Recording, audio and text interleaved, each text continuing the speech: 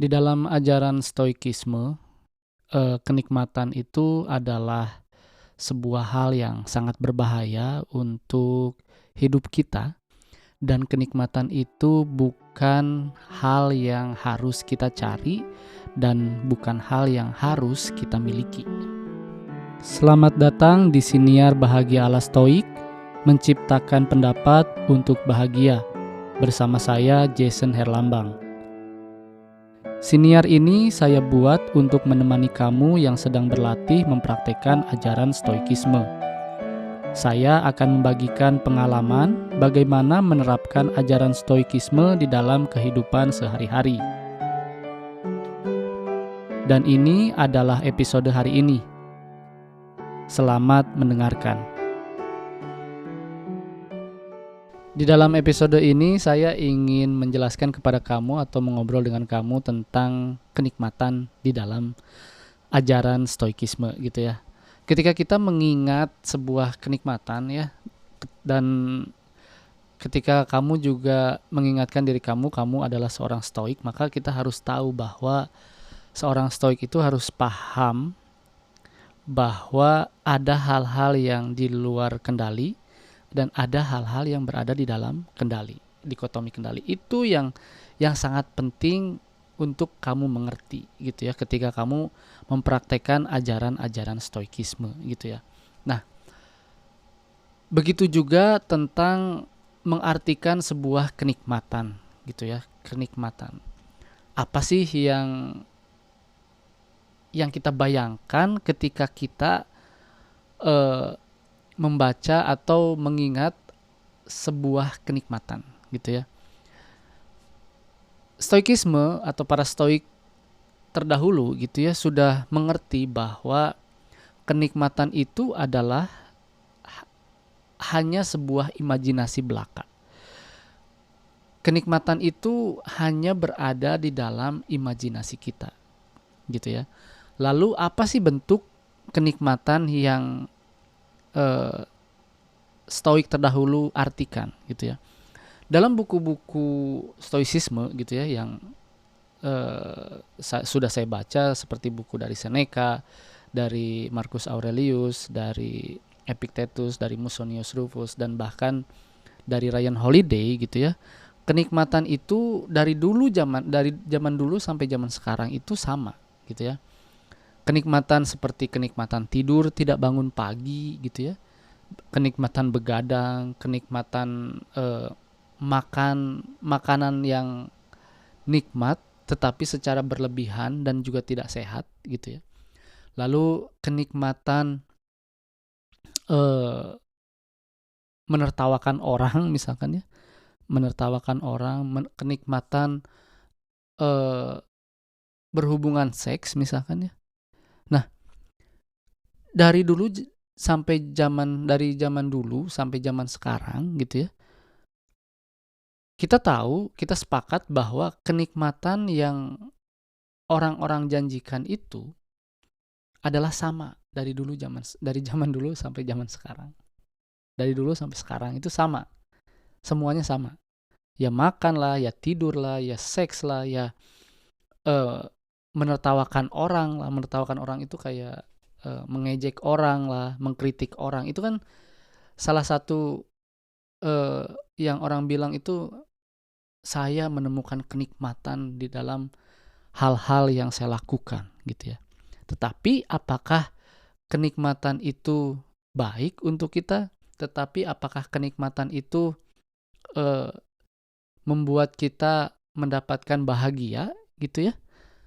Nah, dalam stoikisme, dalam ajaran stoicisme, kenikmatan yang kita tahu semua itu tidak baik, dan kita tidak boleh berimajinasi tentang apapun yang kita pikir dulu itu nikmat gitu ya, seperti makan, seperti tidur gitu ya. Tidur itu baik ya, saya selalu bilang gitu ya, karena saya berolahraga segala macam gitu ya. Tidur itu baik, tetapi tidur secara berlebihan itu juga tidak baik gitu ya. Dan semua yang kamu pikir itu nikmat itu tidak baik. Dan Sekarang pun saya masih selalu mempraktekkan untuk tidak mengkonsumsi segala sesuatunya berlebihan, terutama makanan, minuman gitu ya, dan hiburan gitu ya. Eee, Hiburan itu kan kita pikir, oh itu baik gitu ya, bisa membuat kita tertawa, membuat kita lupa terhadap masalah-masalah yang ada gitu ya. Tetapi kata Epictetus dalam bukunya Discourses gitu ya, ketika kamu eee, berpikir atau berimajinasi tentang sebuah kenikmatan, kamu itu harus hati-hati gitu ya, jangan sampai kenikmatan itu menjerumuskan hidup kamu gitu ya. Kita itu melabeli diri kita dengan hal-hal yang kita sukai, yang kita pikir itu membawa atau memberikan kita kenikmatan gitu ya. Seperti, oh I'm a workaholic, I'm a shopaholic, atau I'm a endurance addicted gitu, atau apalah gitu ya. Tetapi satu lagi gitu, bahwa apa yang kita pikir itu nikmat, itu tidak akan membawa kebaikan apapun dalam hidup kita gitu ya. Jadi semuanya itu harus balance, harus didasari dengan keutamaan nomor 2, yaitu temperance gitu ya, temperance. Jadi ketika kita mengimajinasikan atau berimajinasi tentang kenikmatan gitu ya, jangan sampai kenikmatan itu menjerumuskan hidup kamu gitu ya. Dan ketika kamu berimajinasi, oh mungkin gitu ya, eh, pekerjaan yang baru nanti akan lebih baik dari pekerjaan yang lama yang saya miliki gitu ya. Atau mungkin bahkan kayak kenikmatan atau kemudahan yang kita selalu pikirkan adalah, eh, oh kalau hidup saya begini mungkin saya akan lebih bahagia, atau ketika saya memiliki pekerjaan ini saya akan lebih eh, bahagia dan tidak stres gitu ya. Dan itu kamu, pikiran-pikiran itu atau imajinasi-imajinasi itu harus kamu pause gitu ya, harus kamu hentikan sejenak gitu, dan pikir bahwa apakah kenikmatan yang kamu pikirkan itu akan benar-benar terjadi, atau hanya memang berada di dalam imajinasi kamu saja gitu ya. Jadi kata Epictetus, harus ingat dua hal gitu ya. Ketika kamu membayangkan sebuah kenikmatan, kamu harus berpikir atau harus ingat bahwa berapa lama kenikmatan itu, atau berapa lama kamu akan menikmati kenikmatan itu. Berapa lama gitu ya. Bahkan kamu harus berpikir bahwa hidup kamu sekarang ini yang sulit ini adalah hidup yang dulu kamu pikir akan lebih mudah dan akan lebih membuat kamu bahagia gitu ya. Tetapi pada pelaksanaannya hidup kamu tidak lebih mudah dan hidup kamu tidak lebih bahagia daripada hidup kamu sebelumnya gitu ya. Maka kamu harus berpikir bahwa berapa lama kamu akan menikmati kenikmatan yang kamu imajinasikan itu gitu ya. Seperti makan saja ya, makan, kita selalu berniat untuk diet, untuk menguruskan badan gitu ya, untuk berolahraga, tetapi pada pelaksanaannya kita itu sulit untuk melakukannya. Karena apa? Karena kita terlalu sering memikirkan hasil yang nikmat, hasil yang baik, tetapi kita lupa kita itu harus bertahan di dalam prosesnya, dan prosesnya itu tidak mudah dan tidak membuat kamu bahagia sama sekali ya gitu ya. Jadi harus gimana sih? Harus gimana? Jadi ya ketika kamu memiliki keinginan gitu ya, ketika kamu ingin memiliki keinginan, kamu itu harus berpikir bahwa untuk mencapai keinginan itu tidak akan mudah.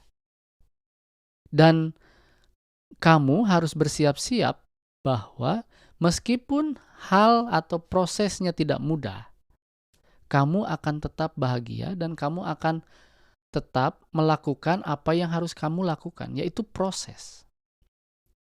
Dan kamu tidak boleh berpikir bahwa kenikmatan itu akan datang, bahwa hal-hal yang baik itu akan datang. Kamu harus membayangkan bahwa proses yang sulit itu akan terus-menerus datang. Sehingga kamu akan siap untuk melakukan proses yang sulit tersebut. Gitu ya. Ketika kamu memikirkan kenikmatan-kenikmatan itu akan datang setelah proses, maka kamu akan lebih fokus terhadap hasil yang ingin kita capai atau hasil yang ingin kamu capai. Gitu ya. Dan begitu juga hidup ya. Hidup itu selalu sulit. Dan saya juga masih merasakan bahwa hidup itu sulit, tetapi saya juga selalu mengingatkan kepada diri saya bahwa saya adalah seorang stoik, dan seorang stoik itu harus tahu bahwa hal-hal yang berada di dalam kendali itu adalah pikiran kita. Kita harus berpikir, kita harus tidak usah berimajinasi apapun. Yang harus kita lakukan itu adalah just do what you have to do. Being present. Lakukan apa yang harus kamu lakukan. Forget about the finish line, forget about lupakan tentang hasil, lupakan tentang apa yang orang lain akan bilang terhadap kamu, lupakan tentang pujian, lupakan tentang makian, cacian gitu ya. Yang harus kamu lakukan adalah being present dan lakukan apa yang harus kamu lakukan. Lakukan hal yang tepat yang harus kamu lakukan saat ini. Gitu ya. Jadi kenikmatan itu adalah hanya berada di dalam imajinasi kamu. Kesulitan pun hanya berada di dalam imajinasi kamu. Jadi kendalikan imajinasi kamu dan lakukan hal yang harus kamu lakukan sekarang ini. Gitu ya. Terima kasih telah mendengarkan episode hari ini. Jangan lupa ikuti Siniar Bahagia ala Stoik di Spotify dan nyalakan loncengnya agar tidak ketinggalan setiap episode yang saya buat.